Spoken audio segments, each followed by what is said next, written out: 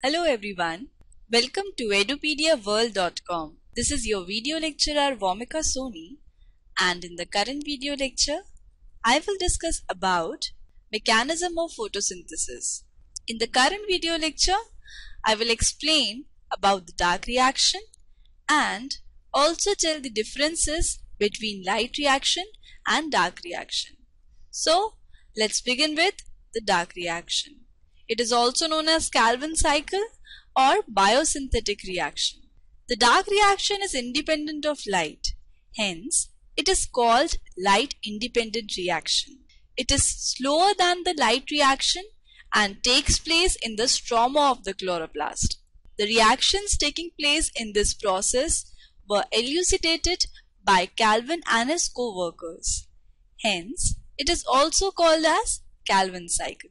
See, there are three major steps in dark reaction. We will discuss these steps one by one. First step is fixation of carbon dioxide.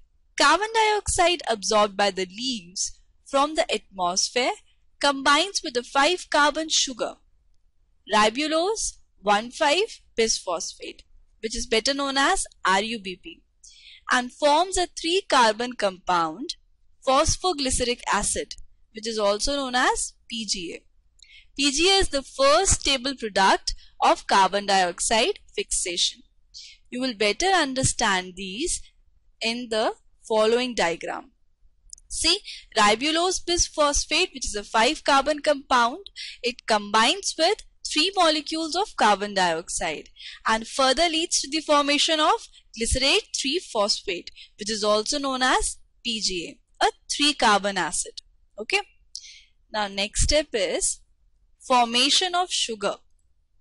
Some of the 3-carbon compound PGA formed in the first step is converted to glucose, a 6-carbon sugar, and in the process NADPH2 and ATP formed in the light reaction are used up. See, I told you in my previous video lecture that NADPH2 and ATP that are produced during the light reaction are utilized here in the dark reaction.